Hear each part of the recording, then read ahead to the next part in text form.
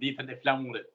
Po si që thatë edhe jo se dita e flamurit sot, pos në Shqipëri, Kosovë dhe viset tona në Ballkan, në Gadishullin Ilirik, kjo festë kombëtare po festohet edhe në Zvicër dhe vende tjera perëndimore në mënyrë të organizuar, por edhe private kush ashtu si mundet.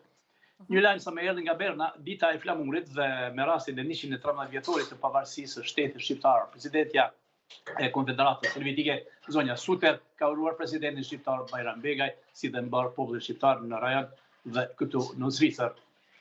Dita e flamurit nga marrëgjimtarët këtu në Zvicër, përveç në ambasada dhe konsulata shqiptare, ku morën pjesë ambasador shqiptar në OKB dhe ambasador tanë në Bern, që ju ishin bashkangjitur, edhe ambasador tjerë shqiptar nga Kosova dhe Maqedonia Veriore, si dhe diplomat të shumë nga Zvicra dhe mbar bota për të shënuar këtë ditë kombëtare.